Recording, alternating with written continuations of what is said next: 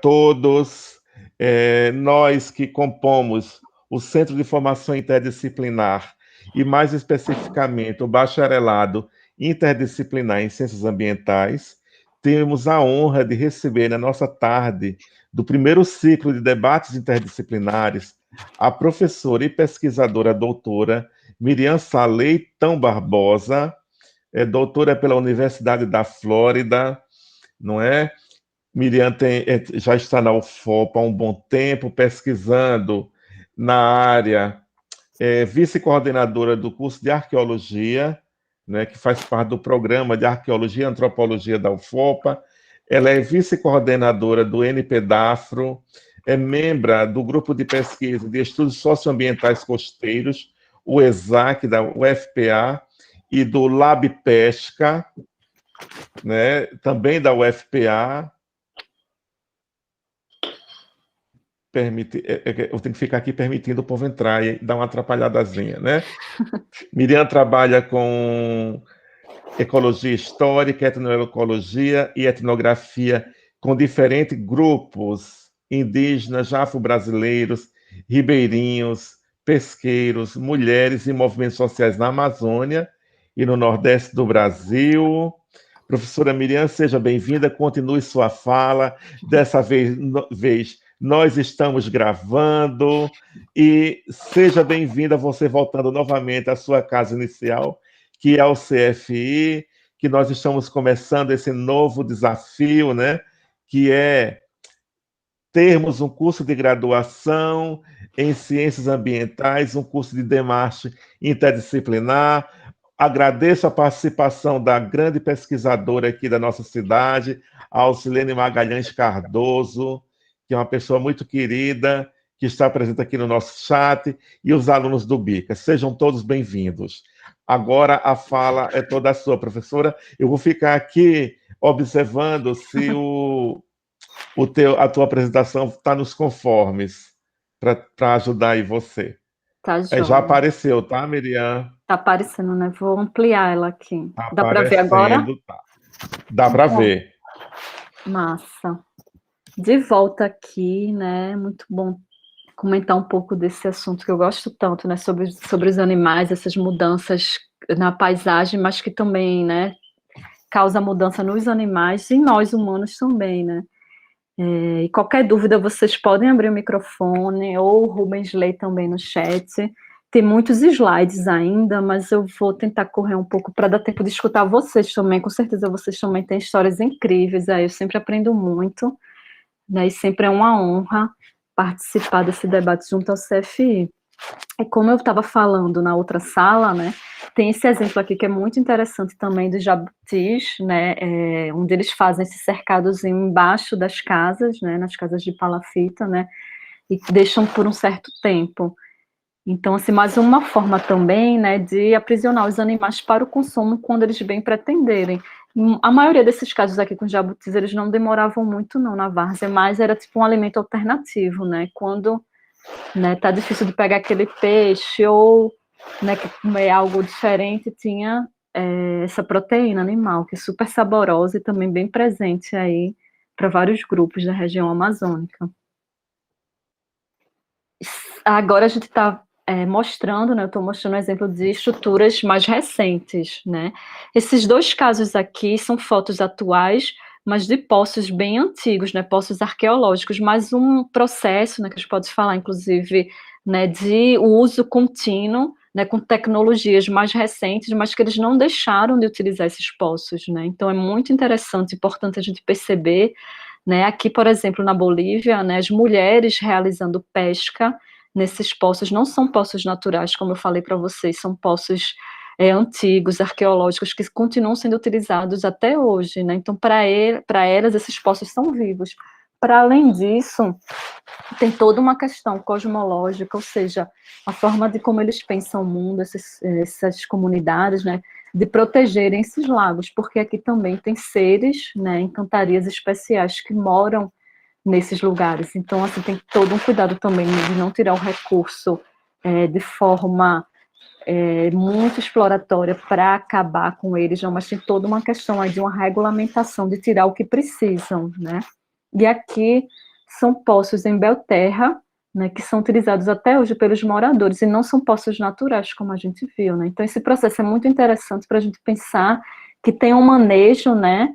No caso, a gente fez a provocação no nosso trabalho de que seria uma domesticação, né? Pensando para a Amazônia, para esses diferentes grupos, mas que são mudanças na paisagem, né? Mas que há também mudanças nos seus seres, nos seus componentes, né? E pensando muito não só na mudança do animal, da domesticação, manejo do animal, mas a paisagem como um todo, que é o que a gente vai ver agora para a questão do manejo do pirarucu, né, que é uma espécie-chave, é conhecida como uma espécie guarda-chuva, né, mas na verdade dentro desse guarda-chuva várias espécies, né, como aves, outros peixes, né, peixe-boi, quelônios, né, bicho de casco, jacarés, terminam entrando nessas estratégias de conservação.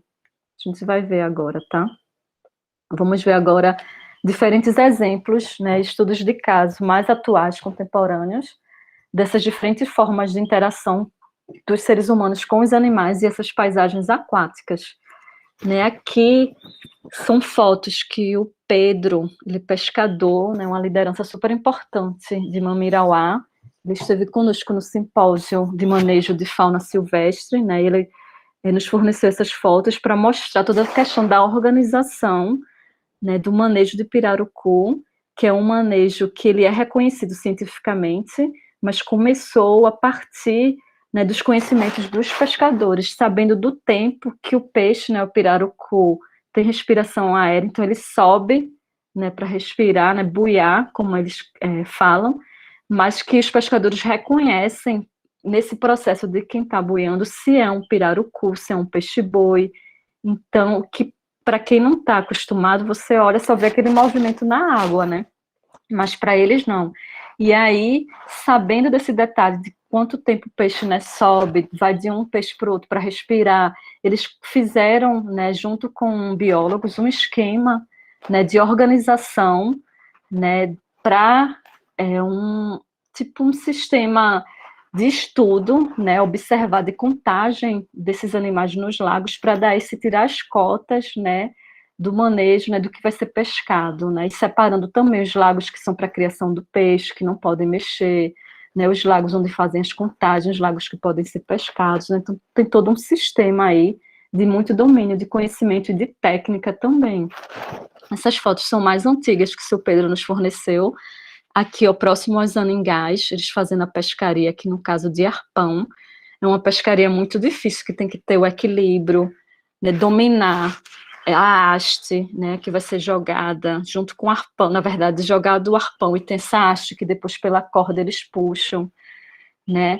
Nessas áreas de aningal, né, de concentração de aninga, é muito difícil a pescaria. Eu lembro que um pescador na várzea de Santarém nos relatou que ele fazia um mergulho para poder pescar alguns dos pirarucus, ou seja, é muita técnica. Imagine no rio, né, de água barrenta, que você não enxerga direito, pescar ainda nesses lugares, né, aqui eles fazendo aqui pescaria com rede de malhadeira, né, para fazer a contagem.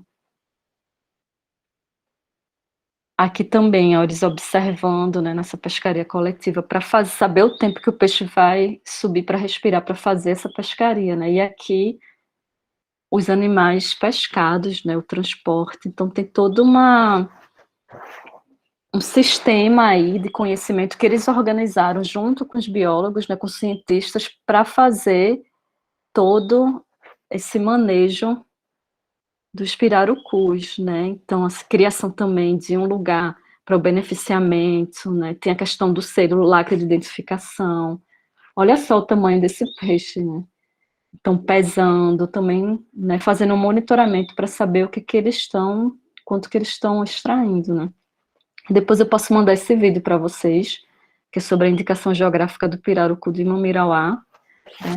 E essa ilustração que é muito interessante, é a ilustração indígena, né? Para a gente comentar, conversar um pouquinho sobre essa questão desses ambientes, né? Onde para grande parte dos indígenas, né, das terras baixas e várias comunidades, não só indígenas, né, comunidades tradicionais, existem donos desses lugares, né? Tem o dono dos peixes, né? O dono dos animais, os donos das plantas, né? E eles estão em várias esferas, né? da paisagem. Então, tem todo um cuidado, né, nessas atividades de pesca e caça, porque eles têm um cuidado com esses donos, né, cuidado com a casa dos animais. Então, são relações, né, de cuidados que vão propiciar essa conservação, que é muito interessante, né, e a gente ter nos nossos estudos, nas nossas pesquisas, né, consciência e abertura para entender, compreender essas relações, como esses povos consideram e vivem, né, então é muito importante respeitar, né, essas tradições que eles têm com os encantados, com esses donos, né, a mãe da mata, a mãe da água, né, os donos da caça, os donos dos peixes, né, então tudo isso meio que auxilia na regulamentação, né, das formas de realizar essas atividades, né, então, por exemplo, lagos, né, que têm manejo de peixes, eles vão saber que tem características próprias, né, são lagos onde eles vão reconhecer em muitos grupos quais são os animais, a gente já ouviu relatos, né, de pescadores falarem que eles vão acostumando alguns bichos de casco e sabem identificar individualmente quem é aquele bicho, né, então tem uma relação muito própria com esses animais, e nem muitas vezes a gente encontra uma estrutura arqueológica que evidencia o manejo, né, então que é o que a gente vai mostrar agora, que existem outras formas de a gente ver o manejo na atualidade que nem sempre vão exigir essa estrutura física, né, essa mudança física como os poços, né, no ambiente. Aqui é muito interessante, olha, são conhecidos como os panelão, onde os pirarucus fazem um ninho, tem essa mudança na terra, né, onde eles meio que cavam, né, então os pescadores conhecem esses ambientes, eles veem quando está no período da seca, ou aqui eles reconhecem, né, então e eles têm cuidado com esses lugares, eles não vão destruir porque eles sabem que são lugares importantes, né, microambientes nessa paisagem, né. Aqui são mais exemplos aqui de pescaria, né, tem lugares, né, com comunidades em Santarém que eles não pescam de malhadeira, que eles dizem que isso afugenta o bicho, que ele vai ficando, que ele sabe, né, quando é um lugar com pesca de malhadeira, né, isso afugenta o bicho, vai deixando ele brabo, né. Em outros lugares não existem, né, essa pesca de cerco ou lanço.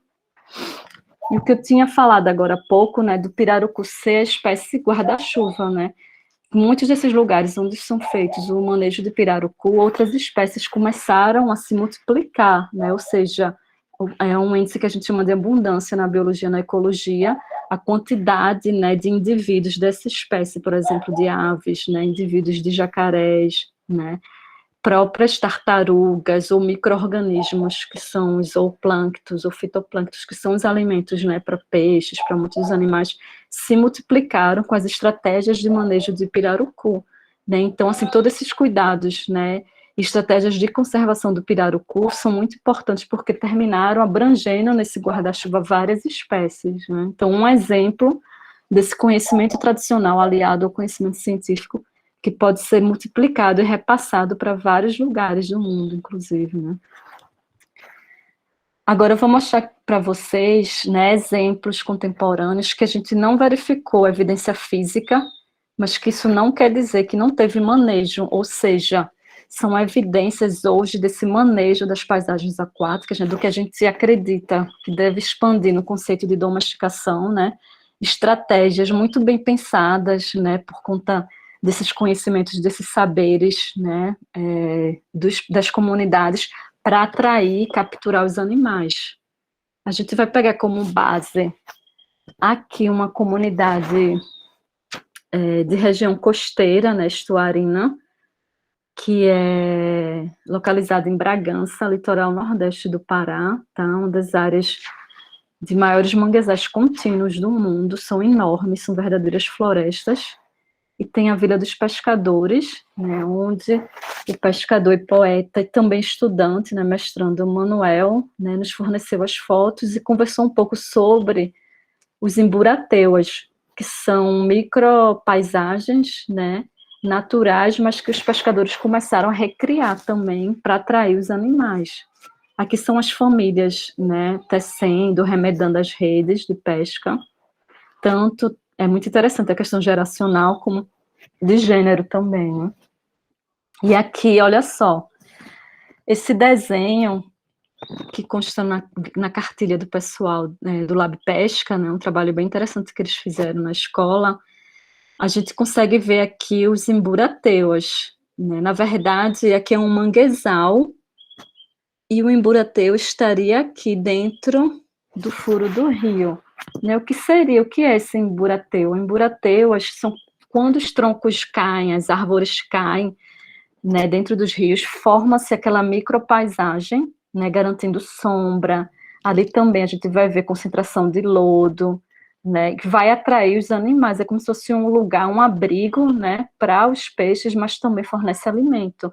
Então, os pescadores, né, vendo esses emburateuas, começaram a fazer os emburateuas artificiais, ou seja, fazem também, aproveitam o tronco caído, né, no manguezal, colocam em alguns rios para atrair alguns peixes. Por exemplo, aqui são os peixes, o peixe robalo, né, o camurim, como é conhecido, pescado nessas áreas, né, em burateus, que são esses microambientes. Então, é muito interessante também esse manejo da paisagem. Com o tempo, como são orgânicos, né, vão desaparecer. A gente não vê essa evidência física, como a gente viu nos estudos anteriores, né, de arqueologia, mas que são exemplos que a gente tem atualmente de como essas comunidades, esses comunitários manejam essas paisagens para atrair os animais, e, consequentemente, pesca. Esses emburatãs são tão importantes que eles são considerados, né, foram considerados zona prioritária para a conservação dentro do plano de manejo dessa área, né, daqui de Bragança, Resex Marinha Caeté Taperaçu. Né? Então, é muito importante considerar nessas normativas, né, legislações federais, o conhecimento dos pescadores, das pescadoras, dos comunitários, né, para essas tomadas de decisões, que no caso aqui são as umburateiras, né, poções, criatórios, né, super importantes para a atividade de pesca. Né. E agora, alguns exemplos também de técnicas que não são tão instantâneas, por exemplo, como o caniço, né, que rapidamente você pesca, mas que é meio que para acostumar o peixe, para dar mais um tempinho, como a gente viu ali com os currais de tartaruga, né? Por exemplo, isso daqui, ó, parece, é um cesto, né, pequenininho, mas aqui tem uma tela, é denominado como viveiro, tem nessa região também do Nordeste do Pará, onde são colocadas iscas, né, deixam essas iscas aí para um tempo para serem utilizadas para atrair os animais, né, e aqui, ó, isso daqui tá junto à canoa, tá certo? Eu não lembro, eu tenho que perguntar, Roberta, se aqui também os peixes que são capturados são mantidos aqui dentro por um certo período, junto com as iscas, para engorda. Esses viveiros realmente eu fiquei com dúvida, mas eu vou. Depois eu chamo aqui minha Roberta para responder para vocês, tá? Aqui são conhecidos como os cacuris, são estruturas também para pesca, utilizadas no Rio Negro, né, onde são colocadas também iscas, né, e deixa-se um determinado tempo, né, o peixe vem atrás e ele fica um tempo aqui. Eu não lembro se em outras regiões, pelo menos eu nunca verifiquei, nunca vi em Santarém, não sei se Rubens já viu. Tem esses cacuris fixos, né, parecem com currais, mas não são os currais utilizados aqui na área sujeitas à maré diária, né, dos manguezais, são áreas como no Rio Negro, né, e são tipo fixos, né, onde os animais ficam aqui por um tempo. Roberta me falou que já viu relatos, acho que do professor Juarez, do Juca, sobre estruturas como essas também para capturar e manter quelônios, feitas em praia, no Amazonas. Aí aqui são outros exemplos das barragens e tapagens, aqui na Bolívia. Essa daqui foi uma atividade de tentativa de reconstrução com uma aluna nossa da arqueologia, a Elinalda Kumaruara. Ela falou que não são feitos mais, né, no Baixo Amazonas, mas eram feitas. E essas barragens aqui, que são incríveis, né, essa tecnologia, são construídas pelos Enauê e Nenauê. Eles são indígenas do Cerrado, no Mato Grosso. Eles demoram meses para a construção dessa barragem. Dentro dessa barragem tem os cestos, né, para a captura dos peixes. Então, isso tudo faz parte de um grande ritual né? E eles só se alimentam de peixes, esse grupo indígena, eles não comem animal de caça, então eles precisam de muitos peixes para a alimentação de toda a comunidade, né? Mas é algo bem interessante também, onde eles fazem uma barragem, um represamento do rio, aqui, uma parte, na verdade, para capturar esses peixes nesses cestos. E aqui são fotos de 2 alunos nossos, no Tapajós também, em Itaituba, né? Da Dona Côncia aqui separando a mandioca, né? Para cevar, ou seja, aproximar, trazer o bicho para perto, né? Acostumar a amansar esses bichos aqui no rio, né? E a gente já viu vários relatos desses também na várzea de Santarém para atrair os quelônios, né? Os bichos de casco, né? Então são formas aí, né, comportamentos, né, utilizando a alimentação para atrair, trazer o bicho para perto, para depois fazer a captura, né? Então, a gente pode considerar como formas de manejo, né? Então, para a gente finalizar, tem algumas reflexões sobre esses exemplos que eu mostrei hoje para vocês, né? Primeiro, é a gente repensar nesse conceito clássico de domesticação dos animais, né? A gente precisa ampliar esse conceito, considerando o pensamento dos povos tradicionais, né? Não só povos indígenas, mas a gente viu aqui vários relatos dos pescadores tradicionais, seja de manguezais, de áreas de várzea, né? Então tem esse conhecimento nessas técnicas aí ao longo do tempo, essas interações que demonstram outras formas, né, de manejar esses animais, inclusive repensar também nesse padrão aí do que é considerado como domesticação, né. Outra questão muito interessante que a gente viu junto com essas estruturas arqueológicas é pensar no potencial e a diversidade dessas tecnologias que as estruturas arqueológicas elas nos demonstraram, ou seja, são habilidades impressionantes para fazer esses poços. Imagina os poços enormes, alguns poços provavelmente currais, né, para a concentração desses animais. Então isso revela tecnologias do passado, né, bem aprimoradas, né, um certo refinamento nessas tecnologias. Então sociedades bem complexas para poderem fazer esse tipo de manejo, né, e que é importante a gente preservar essas tecnologias, né, manter essas tecnologias significa manter os conhecimentos tradicionais, né?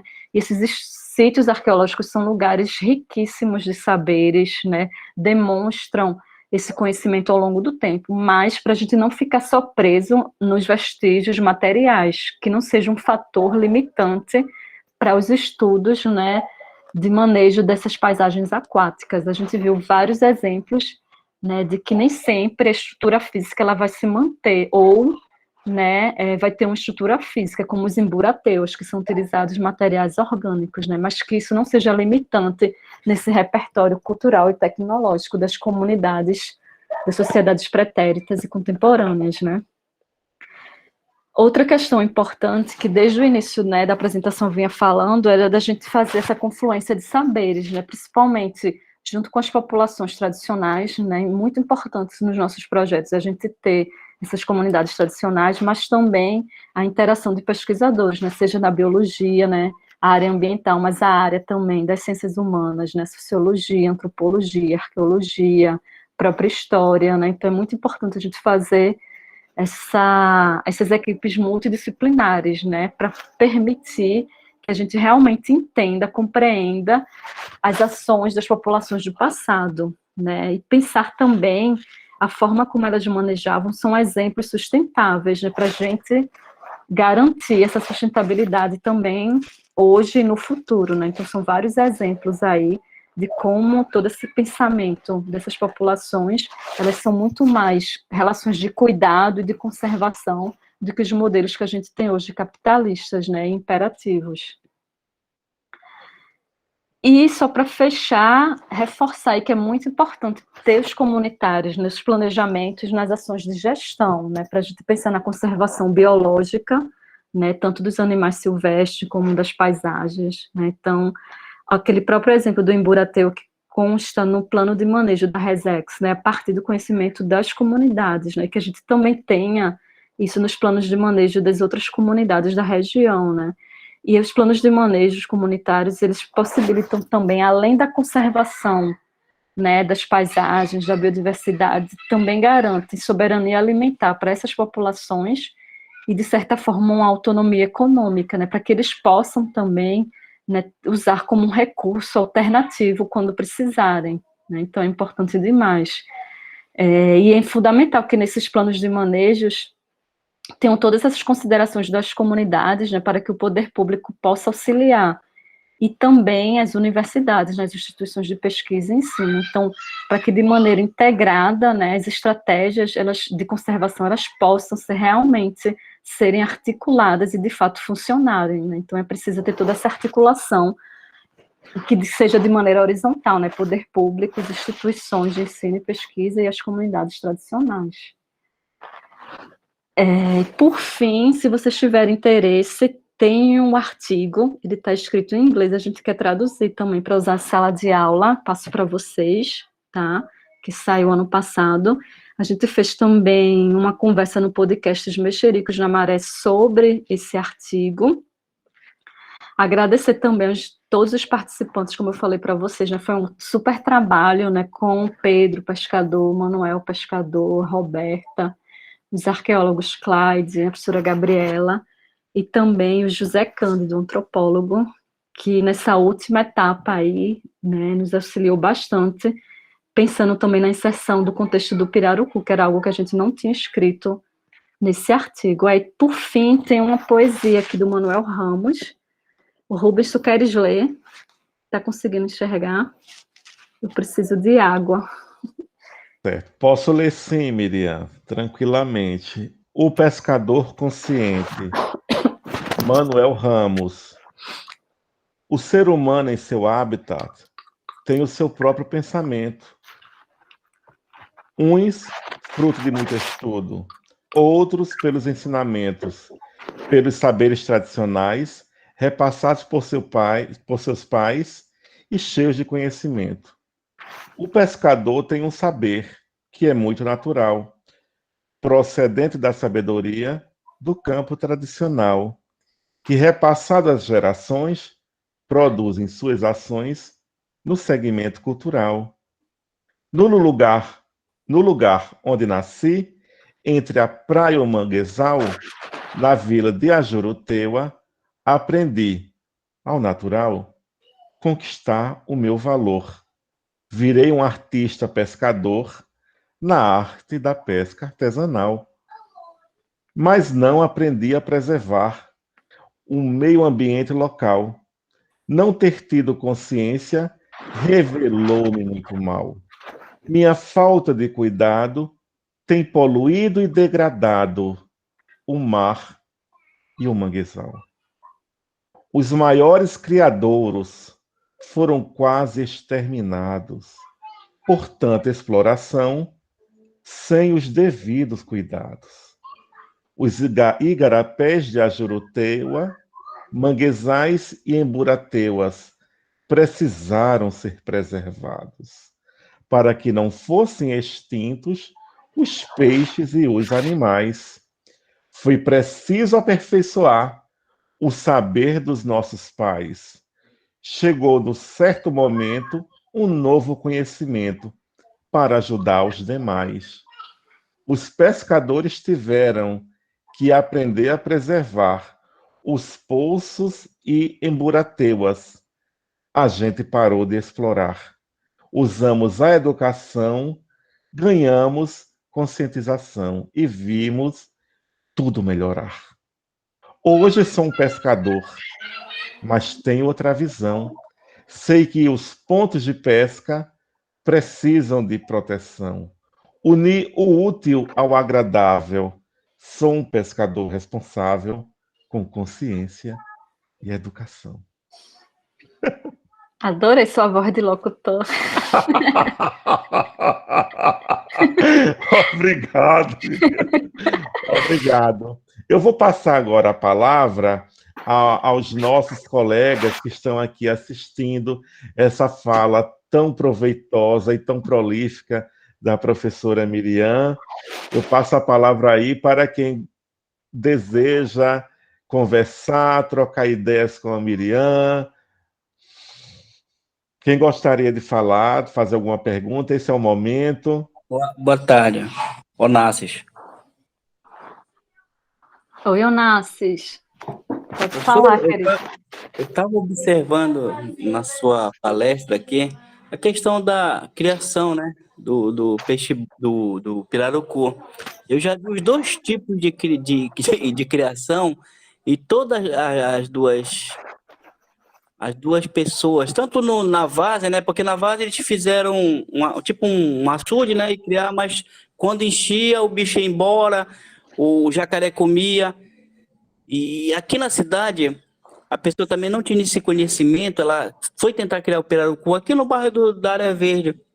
Também teve problema, porque botou o bocó e outros peixes, e o pirarucu comeu o bocó. É uma pergunta para a senhora.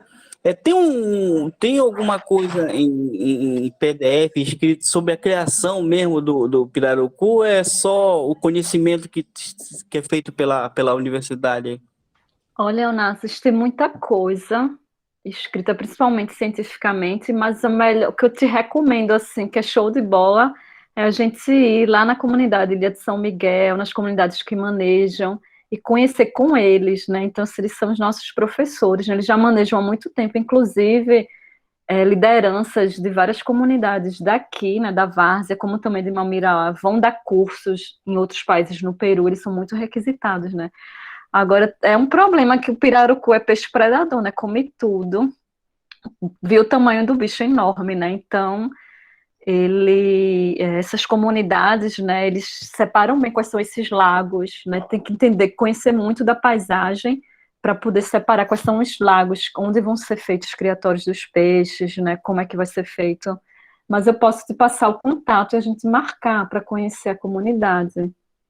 Olha, a Sim, Alcilene está falando aqui, tem também, ó, o Pixuna do Tapará, eles têm experiência incrível, né, Alcilene? Isso, porque tem a parte da piscicultura, né, que a gente tem aqui, por exemplo, no Pixuna, Onassis, tem a criação, né, que é em cativeiro, são tanques escavados, então, pirarucu, ele é um predador topo de cadeia, né, então ele precisa de espaço, ele precisa de alimentação, ao contrário do tambaqui, ele não tem uma exigência por qualidade de água, mas ele tem uma exigência pelo habitat, né, para cavar suas panelas, para fazer. Ele é, né, professora, um indicador de qualidade ambiental. Onde você ainda encontra estoques na natureza de pirarucu selvagem, aquela área consideravelmente ainda tem uma vegetação, uma qualidade de água, de ambiente interessante, né? Mas a criação de cativeiro, hoje na Amazônia, também é muito importante, né? Principalmente ali em Rondônia tem bastante, mas aqui a gente já tem, né? E tanto para a carne quanto para o couro, né? Você tem uma demanda grande agora da indústria pelo couro do pirarucu. Então, a criação de cativeiro, ela está indo muito nessa linha, não só para a produção da carne, mas do couro também, né? E aqui a gente tem essas experiências, né? eu agradeço a explicação. Eu só perguntei também, professora, porque eu vi a inocência, né, de uma lá da pessoa da várzea que não tinha conhecimento, cavou o poço e os bichos foram embora na enchente. E depois, e esse aqui na cidade perdeu os peixes junto, que ele foi botar junto o pirarucu. Acho que não tinha esse conhecimento grande. Eu achei. Aí eu fiquei com pena dessa pessoa lá. Mas obrigado aí pela explicação, agora eu entendi. Como a Alcilene falou, eu tinha comentado antes, é muito importante ter esse intercâmbio com os comunitários que já realizam esse manejo, né? Que eles já passaram pelos desafios, tudo, né? Mas é isso, o bicho é enorme, né? Come aquela língua dele, tá mastigado, né? Destroça mesmo o peixe. Mas tem que ter esse cuidado mesmo, né? Eu não conheço as criações de cativeiro, Alcilene. Depois eu quero conhecer, se tiver oportunidade.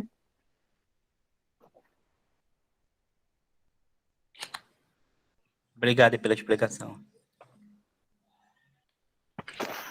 É aproveitar, Miriam, não sei, a gente tem feito um acompanhamento aqui, através do IPAN, na própria universidade, também, da domesticação das abelhas, alguns grupos de abelhas, né, que são animais silvestres, que é o caso da meliponicultura, né, está até tramitando agora na Assembleia Legislativa do Estado do Pará, né, a exemplo do que já fez o Amazonas, São Paulo, outros estados, para normatizar a criação de abelhas sem ferrão, né, E é quando você falou dessa questão histórica, né, dos animais virem para uma estratégia de extrativismo e vão sendo domesticados, e a sua criação em cativeiro depois já começa a ser um elemento também de segurança alimentar, de soberania alimentar de alguns povos, né? Eu não sei se tem alguma comparação nessa questão das abelhas. Abelha, eu desconheço, assim, eu nunca vi muitos estudos pensando nessa questão de domesticação, né? Apesar delas terem um comportamento incrível de comunicação, e as próprias comunidades de várzea já fazem, né, criação de abelhas sem ferrão já há um tempo, né? Super interessante. Mas eu posso tentar ver com alguns colegas que são dessa área, mas super importante, Alcilene, como uma proposta alternativa, que na verdade o pessoal da várzea já faz, né? Porque eles ficam junto com o IPAM, com as universidades, pensando nesses sistemas complementares, não ficar só dependente do peixe ou do boi, né? Ter toda essa questão em conjunto aí. Essa semana eu estava super gripada, acho que eu peguei essa virose semana passada, né? E é que a minha irmã e meu cunhado criam abelha. Gente, o que me salvou foi o mel, assim, fantástico. Um remédio, assim, poderosíssimo. Tomando mel todo dia, mel com alho e limão, pronto, foi o que me salvou, né? Ainda tem essa questão, né? Além da soberania alimentar, questão medicinal também, né, Alcilene? Ô, Miriam, você apresentou aí na sua fala um, um dado que eu considero importante, interessante, principalmente para nós, né, que trabalhamos com pesca. A Alcilene também, que é uma pesquisadora nessa área, né, que já tem várias publicações nessa área de pesca. Está conseguindo me ouvir, Miriam? Tô bem direitinho. É que quando a gente para, assim, quando a gente pensa pesca, né, nas áreas baixas da Amazônia, né, a gente sempre pensa nessa cadeia alimentar, né, na alimentação, a pesca como alimentação dessas populações ribeirinhas, num tempo e espaço de curta duração. Quando a gente começa a pensar isso a partir da escala arqueológica, que é uma outra questão, que já toma já abre a discussão para um recorte histórico mais amplo, né? Entra no debate a questão dos sambaquis, que você, em vários momentos da sua fala, você explora isso, né? E eu lembro que uma vez eu tomei base, textos de algumas arqueólogas, tanto de Belém como aqui da UFOPA, para falar do quão é importante a pesca para as culturas tradicionais aqui na Amazônia, pensando no oeste do Pará. Eu estou sendo meio longo, mas é porque eu quero construir um argumento plausível. Porque a gente, quando está falando de pesca, a gente sempre fala da importância da questão da obtenção da proteína, coisa e tal, mas a gente sempre esquece de denotar que a pesca ela é uma atividade muito, muito antiga aqui na Amazônia. Se nós formos pensar isso, a gente entra num debate importante que é assim, o que vem primeiro é o manejo da flora ou a obtenção do alimento faunístico, no caso dos peixes, né? Aí eu penso no sambaqui, o quão é antigo a obtenção desse alimento, como ele é usado tanto no sentido mesmo, como falariam os sociólogos, né? A satisfação das necessidades sociais, e outra, a questão ritualística. Então, pensando em sambaquis, isso já dá uma outra perspectiva de análise. E esse artigo da Gabriela, da Myrtle, eu não sei se tu escrevesse junto esse artigo sobre os poços ali na Bolívia. Tu também escreveu? Não, né? Esse texto dela é fantástico, Alcilene, porque ele já abre um outro leque para pensar que o manejo não é uma prática moderna. O manejo já vem de longa data, então muita coisa ainda precisa ser compreendida, muita coisa precisa ser estudada a partir dessa perspectiva da relação entre conhecimento acadêmico e saberes tradicionais. É um leque que se abre absurdo, absurdo, para a gente entender a ocupação humana na Amazônia. Total, Rubens, eu super concordo. Inclusive, o trabalho que eu te falei da Vitória, que é aluna da Myrtle, que ela fez só esse levantamento rápido por imagem de satélite, né, descobrindo os sambaquis. Eles encontraram mais de um, não tem estudo nenhum, não tem nem um deles, eu acho que não sei nem se já foi citado, né? Mas assim, o próprio trabalho da Gabriela foi muito interessante, porque existia toda uma hipótese, né, de que os bichos que vão ser encontrados mais nos sítios históricos, arqueológicos, vão ser animais de caça, ou os peixes que a gente tem hoje, né, grandes peixes. E não, o que é que ela descobriu? Vários peixes que muita gente tem nojo, né, que são os peixes lisos, ou que se assemelham a serpentes, né, os mussuns, peixes encontrados nesses fundos de sedimentos, né, que muitas vezes sobrevivem um tempão com baixa concentração de oxigênio, inclusive até na lama, sem água mesmo, né, demonstrando que essas comunidades elas faziam estratégias de uso do recurso muito interessante, né, e ela encontrou muito desses peixes, acho que está nesse artigo dos poços. Então são estratégias muito interessantes, e pensar que isso já estava, né, porque os sambaquis são evidências que a gente consegue ver, né? Mas assim, tem muitos para serem estudados na região fluvial, apesar de serem menos, vamos dizer, não são as meninas dos olhos, né? Como os sambaquis marítimos, né? Mas Sim. imagine essas outras tecnologias de pesca que nem tem um amontoado, que os sambaquis vão denotar esses amontoados, né? Mas que, né? Outras técnicas de pesca, né? Inclusive tecnologias de embarcação, né, para chegar nesses diferentes lugares também, que quase não se fala nesses estudos. Eu fiquei impressionada, Rubens.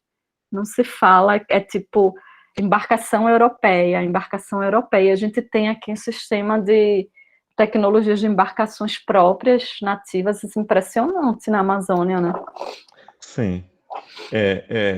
Sim, inclusive, eu já até conversei com a Myrtle sobre essa questão, de que a gente pouco sabe o quanto é importante a arqueologia para ela nos possibilitar o entendimento do quanto essas tecnologias elas foram sofrendo transformações ao longo do tempo. Porque tem tecnologias de captura de animais aqui na Amazônia que são muito próprias daqui. Uhum.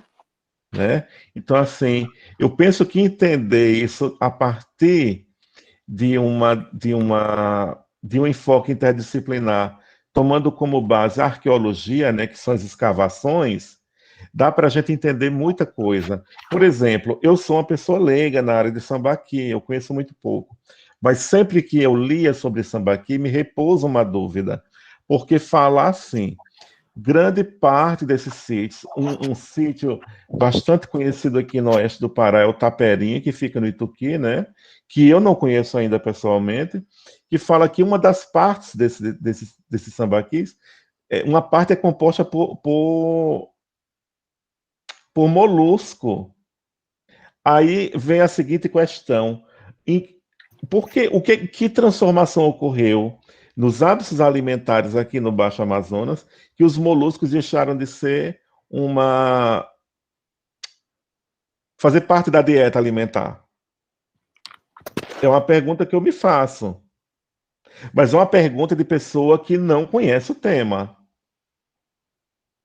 Tem que ver, eu conheço pouco também dos sambaquis, do Taperinha nunca fui, acho que teria que ver com a professora Gabriela se Eu esses não conheço. moluscos de lá estavam abertos, se eles eram utilizados para alimentação, porque eu já vi estudo no litoral de Santa Catarina deles acharem que era para alimentação e depois amontoavam, e não eram, estavam fechados, então foram feitos para questão de moradia, né? Então tem que ver, aí eu desconheço, a gente teria que ver com a professora Gabriela se o sambaqui de Taperia, eles eram utilizados para alimentação, né? Eu não conheço, sou louca para ir lá. Outra Eu também, eu tenho questão muita vontade de conhecer Taperinha, mas eu nunca tive oportunidade de ir, né? Eu penso que a gente, quando bica, a gente vai ter oportunidade, né? Claro que num outro contexto, um contexto que a pandemia já tenha sido arrefecida, né? Num outro contexto, a gente possa fazer passeios para Monte Alegre, para conhecer o Parque Arqueológico de lá, conhecer Taperinha, porque é fundamental a gente conhecer essas dinâmicas socioambientais aqui no oeste do Pará. Com Wilson, passa a certeza. palavra a você. Professores, boa tarde. A gente lá no nosso sítio, a SEDAP fez uma visita o ano passado, aí fez a inscrição, aí deu, né, para cada comunidade, para cada pessoa, né, família, 2 pessoas da família, tirava cada um 2.000 alevinos, né, de tambaqui. E só que, assim, como eles não fazem o acompanhamento, eles só dão o peixe. Eu fui pegar os meus, né, e peguei 2.000 para mim e 2.000 para o meu marido, era por família a inscrição. Só que eles não, só dão no saco e a gente leva para lá, mas não tem aquele acompanhamento do chegar lá, de colocar. E a gente tinha uma lagoa, que a gente considera um tanque, né? Só que, assim, quando a gente chegou, a única coisa que eles disseram no dia que eles foram entregar era assim, ó, quando chegar lá, não coloca de primeira, deixa o balão com os peixinhos, né, que tá tudo no saco com o ar, deixa um pouco em cima na água para eles ir acostumando, né, com a temperatura da água. Depois é que você vai abrindo e vai soltando. O problema é que mesmo quando você solta, assim, tipo, morre mais de 50%. E aí depois vem a dieta deles, que eles também a gente não sabe, porque a primeira ração é uma, né, a quantidade de proteína, depois esse acompanhamento que a gente não tem. Aí fica muito difícil para a gente criar nos nossos tanques. A gente tem um tanque lá que ainda tem um pouco de tambaqui, mas não tem a quantidade que eles deram, os 4.000, com certeza não tem nem 1.000, entendeu? Então, assim, eu falei para mim mesmo, agora eu não pego mais. Eu só vou pegar quando eu aprofundar o estudo, quando eu tiver um acompanhamento, quando eu conseguir aí me encontrar com a professora Alcilene, que eu estou ouvindo ela falando, para mim poder criar, porque criar desse jeito assim é muito complicado, não tem como, né? Agradeço Wilson, aqui a esse presença do processo que tu professor acabou de Andrei descrever, Moraes, ele é para que está, que está aqui na nossa live.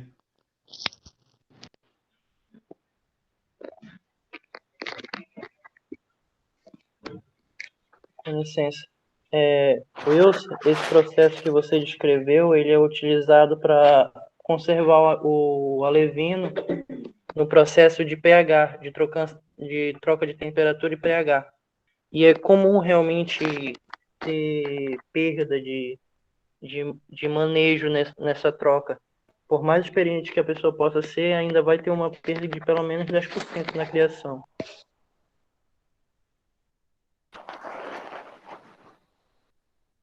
Rubens, eu verifiquei aqui, tem um aluno meu, Mailson, ele é da região do Marajó, quilombola, ele fez um trabalho interessantíssimo agora no mestrado, que eu orientei, e citou também os tejos, né, que ele pode até falar, aproveitar a presença dele aqui, que é muito interessante. Tejo ou teso? Como é que fala lá Os em tesos, Mailson? né? Tesos, né? Eu já li tejo, mas deixa eu ver como é que Mailson tá por aí. E é muito interessante também que esses montículos para atrair os Maílson, seja animais. bem-vindo.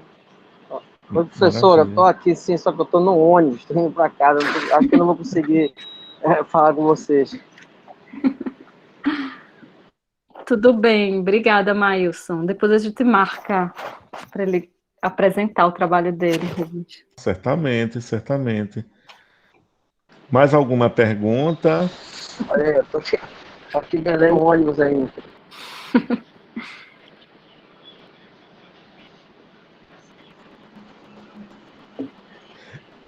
E Mas assim, rapidinho, né? A gente no trabalho nosso lá no Marajó, a gente fez um debate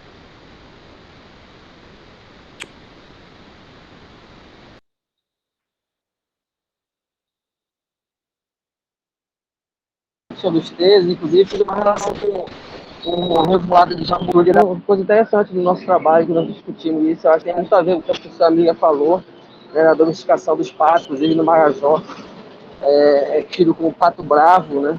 Os patos que são que é,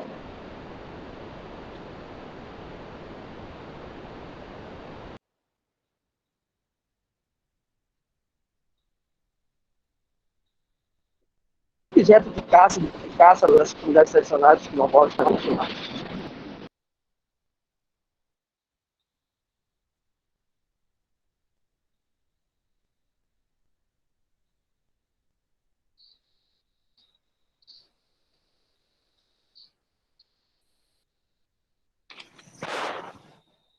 Eu acho que ele caiu. Uma outra questão que me interessou muito, que lembrando que a Miriam, ela apresentou junto com a Gabriela Prestes Carneiro na primeira semana do Nutean. Você lembra, ano passado, quando ainda morava naquela outra casa, e que vocês apresentaram um trabalho sobre as embarcações, né? Que entra na questão da cultura material, né? E eu estou curiosíssimo para ver esse material que você publicou, porque você faz um mapeamento desses estaleiros, não é isso? Que você chama de beiradão, não é isso, Miriam? Foi um mapeamento bem preliminar. Na verdade, com Gabi, a gente apresentou sobre quelônias, técnicas de capturas de quelônias, né? Que depois veio a ideia desse artigo que eu apresentei hoje, depois dessa apresentação no evento de vocês. Em outro momento, eu apresentei sobre a cartografia dos estaleiros, né? Com os meus alunos, que virou esse capítulo de livro. Foi um trabalho dos dois bolsistas, Gerlan e Bel, né? Acho que até mês que vem deve ser publicado por um grupo de pesquisa da UFPA, de História e Natureza, mas foi muito interessante porque eles mesmos denominam, utilizam essa categoria de beiradões para esses espaços mais informais, né, de embarcação de médio a pequeno porte, mas que, segundo o mestre Renato, tem esse nome, né, mas são espaços de propriedades coletiva, né, não tem alvará de funcionamento da prefeitura, porque não tem todas as condicionantes, mas que também não condiz com a realidade deles, né, uma problemática que a prefeitura deveria ter maior sensibilidade. Mas foi muito interessante, porque tem vários tipos, né, tem desde os estaleiros de produção de barcos de fibras, lanchas, né, até esses beiradões, que são espaços, né, que não tem a propriedade privada, né, mas de reunião de vários trabalhadores de diferentes áreas se reúnem e se organizam para construção e reparos de barcos, né? E são espaços que ainda existem em Santarém, né? Apesar da especulação imobiliária. A gente tem vendo que cada vez mais jogar esses espaços para mais longe, né? Sim. Quando eu fiz o campo do doutorado lá em Barra do Cunhaú, eu lembro que tinha um estaleiro no Rio, né? Eu lembro que lá havia um estaleiro. Aí você falando isso aí me lembrou, né? Eu fiz Mas assim que saiu outro livro, que é daqui do Lab Pesca, só sobre os mestres, esse vai ser mais em linguagem mais acessível, didático para as escolas, eu separo de vocês, tá? eu agradeço Tá no imensamente. forno, assim, para Tá sair, no né? forno, eita. Tá certo. Mais alguma pergunta? Já são 18 horas e 12 minutos. Já já o pessoal do Bica vai entrar em sala de aula. Agradeço imensamente a presença de todos. Muito obrigado, professora Miriam, por ter aceito vir aqui socializar o seu trabalho, né, do seu brilhante trabalho conosco, que fazemos parte do CFI, né, que compomos o quadro docente do Bica, né, de trazer para nós uma abordagem tão rica, né, com um recorte dentro daquilo que a gente acredita que o Bica preconiza como curso de graduação, que é a interdisciplinaridade, que são os estudos integrativos com profissionais das mais diversas áreas interagindo e, a partir daí, compreendendo melhor as interações entre atores sociais e espaços naturais. O professor Ricardo Escoles, né, diretor do nosso instituto, juntamente com o professor Valdomiro, está dizendo assim: agradecer a palestra da professora Miriam e convidá-la para ministrar disciplinas no Bica. Ela já foi convidada, Ricardo. Ela já foi convidada, será uma grande alegria ter Miriam como colaboradora do nosso programa. Vai ser maravilhoso.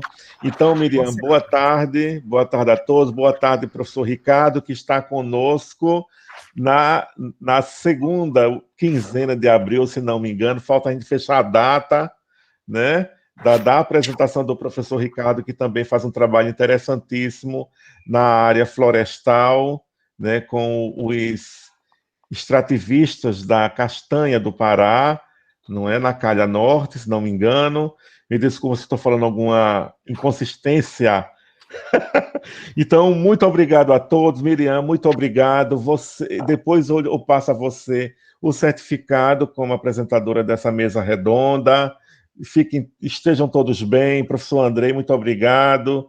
Professora Alcilene Cardoso também. O Maílson, a Leiliano, o Onassis, a Camila, a Ângela, a Ana A, que é o Wilson, Nayara, Lívia, estão aparecendo aqui no meu template. E mandar os textos para a gente, né? Eu mandei para você, Miriam, o artigo que eu publiquei lá no meu pós-doc sobre poética e cosmologia, e também aproveitei e mandei o livro do Pai do Mangue, tá? Eu quero ver. Mandei o livro, dá uma lidinha, que é essa relação de espaços naturais e cosmologia. Então, acho que vai trazer subsídios aí para a tua pesquisa, tu pode fazer associações aí, já que você continua trabalhando com o Nordeste brasileiro, né? Então, um abraço, boa tarde a todos.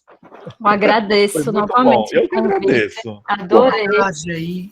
Estou à disposição, adorei a turma, viu? A turma excelente. Agradecer aos professores também participantes, André, Ricardo. Estou na área e querendo me na área, tá certo. Parabéns, um abraço. Vamos marcar, André, viu? Para você falar sobre o tempo. Então, deixa eu falar, deixa eu só dar uma última Gostei muito do texto. Aí, que eu estava lavando louça. É o seguinte,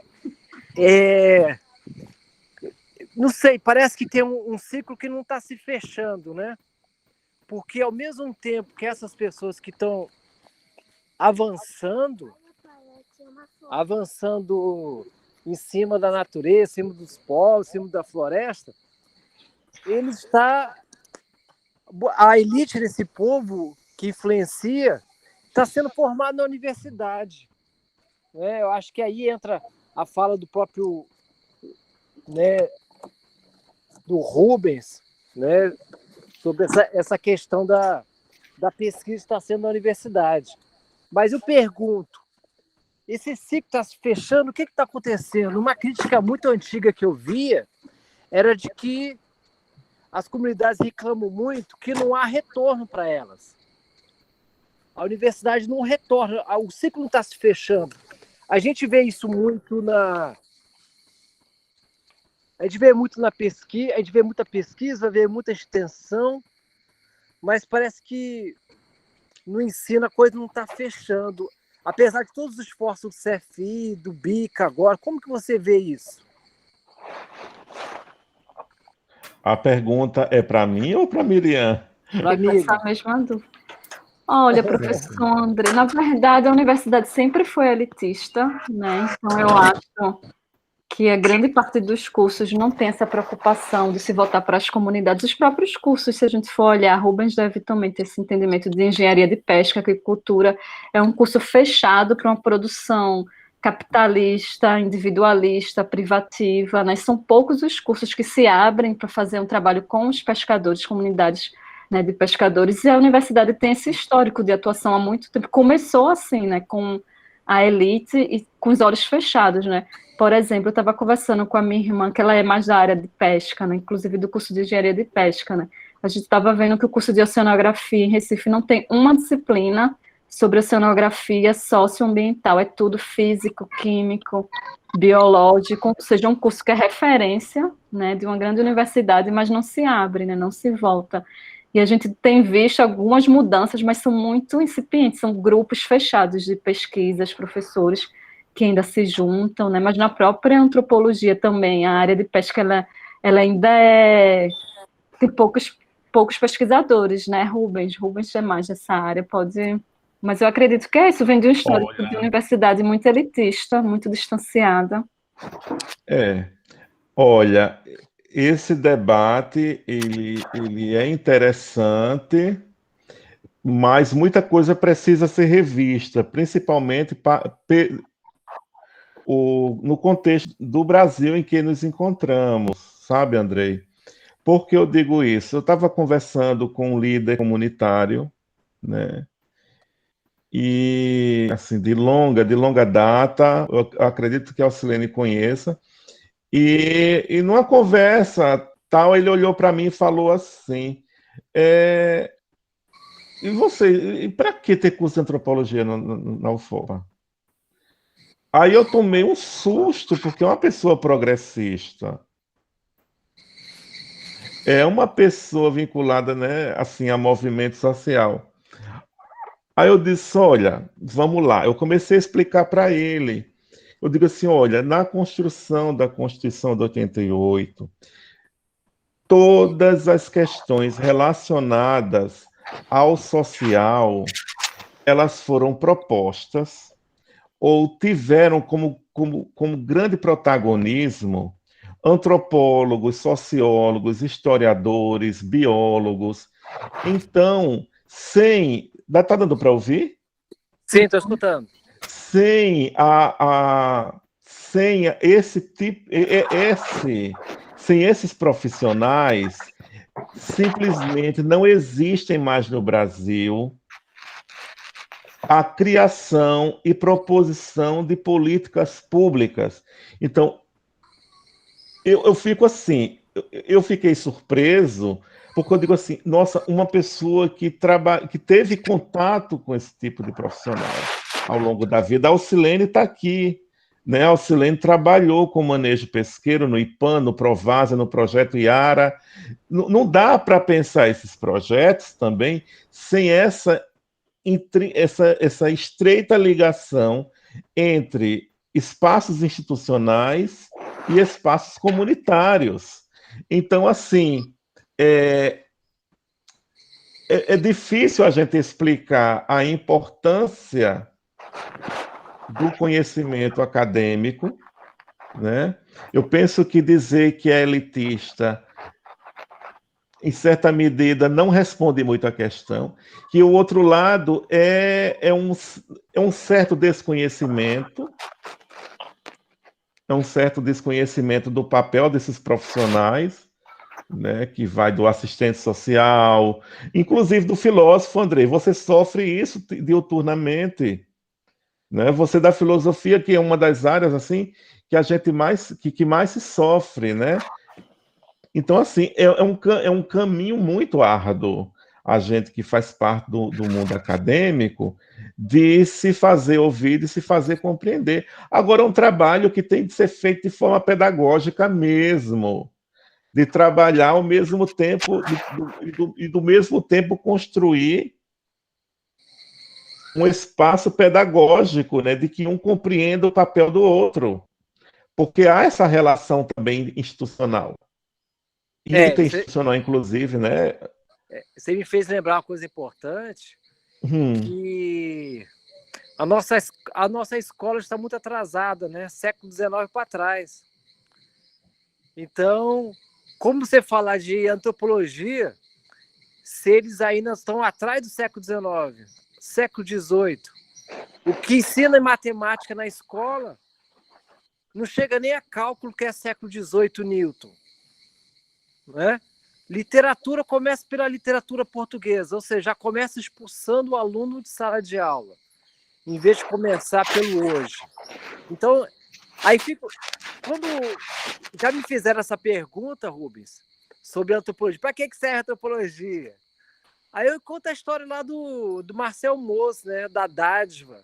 Se não fosse a antropologia para descobrir que existem povos que dão sem pedir nada em troca, sem exigir troca, ele quebrou aquele paradigma capitalista que tudo é uma troca, né?